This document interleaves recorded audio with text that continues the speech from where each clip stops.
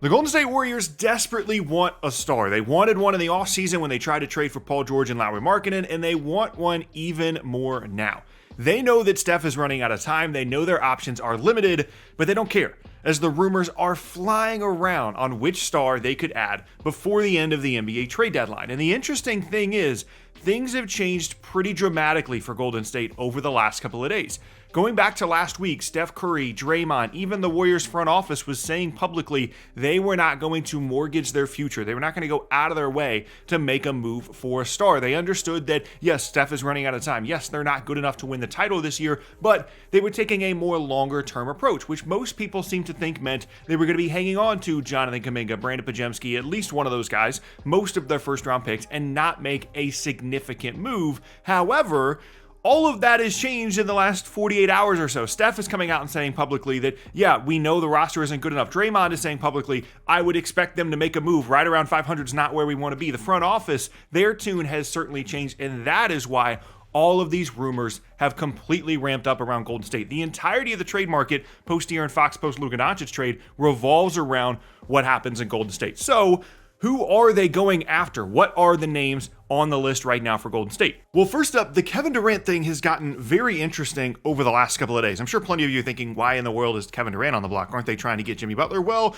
we're going to talk about Jimmy Butler here in a second, but essentially he doesn't seem to be that much of an option right now for Phoenix. And if that's the case and the Suns can't get Jimmy Butler, there are rumors and reports that they are listening to offers for Kevin Durant because they might realize at this point, if they can't get Butler, there is no real path forward to contention for them this season, and their options continue to be limited moving forward. And maybe they've finally reached their breaking point and could be looking at trading away Durant. And if they were to trade away Durant and they didn't want to go to a team like Houston, for example, that has future first-round picks of their own that they could use, Golden State would be a team that they would certainly call. Obviously, they have history with KD. That would be a massive upgrade for their roster. And they have a bunch of stuff they could trade in exchange if the Suns are looking more towards the future now and trying to move on from KD, potentially Beal, maybe keep Booker around. But there's certainly a trade package here with Podziemski, Kuminga, all the picks, using some contracts like someone like Andrew Wiggins, swapping around a bunch of assets, and that would land Kevin Durant in Golden State. It feels unlikely, but I honestly would not be surprised if KD gets traded before the deadline if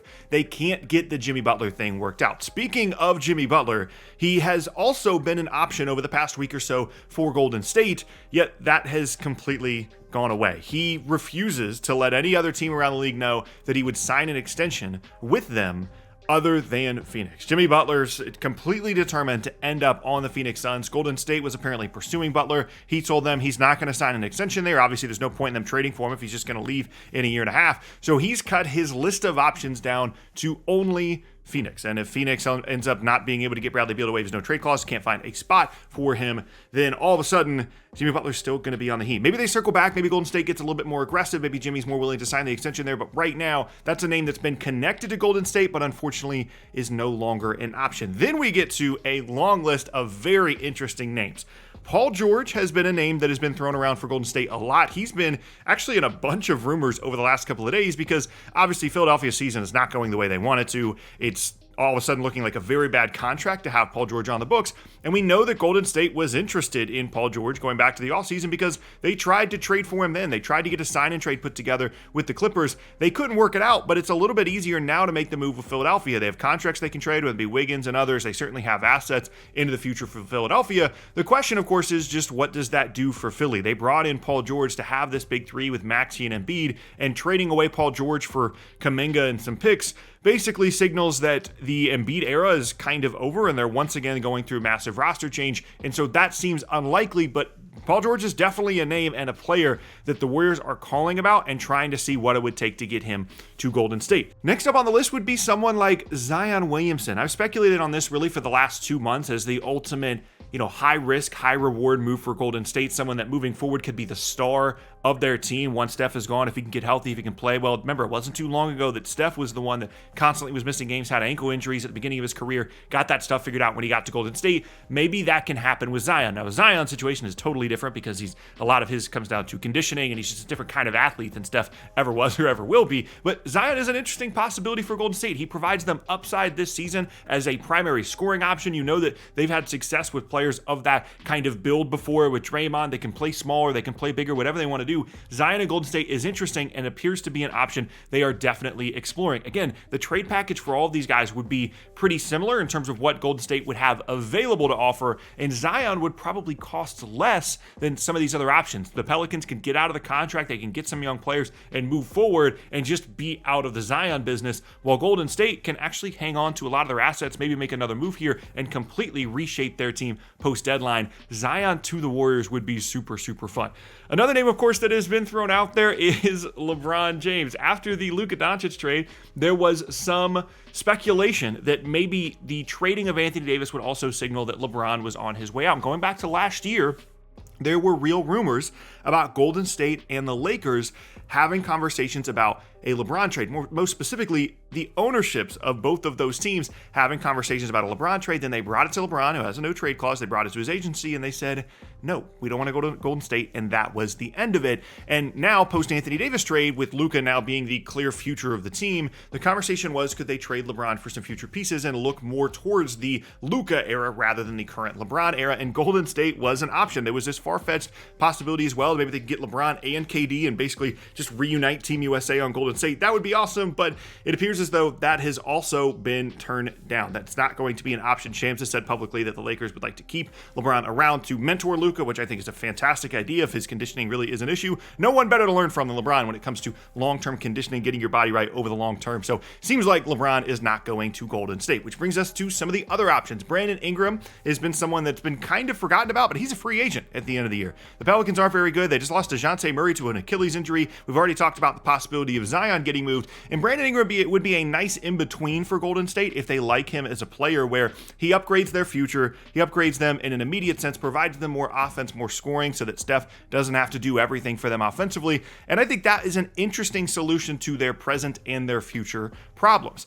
A couple of other guys, we talked about Zach LaVine, although he is now in Sacramento, of course, but there was a possibility of them getting both LaVine and Vucevic from Chicago. I think Vucevic is certainly still an option for them if they wanted to really not give up that many assets at all, but still upgrade their roster. If they're not going after a true star, all-star caliber guy, as all the other players we've talked about so far are, Vucevic could be an option. And obviously LaVine has already moved on to Sacramento. And then the only other thing I could think about here is if there's some crazy construction where Jimmy Butler ends up in Phoenix and Miami's getting assets back, maybe, just maybe, Golden State could be the Bradley Beal team. It's a terrible idea. I wouldn't do it, but maybe they get that desperate that Beal is okay waiving his no trade clause to go to Golden State to play alongside Steph.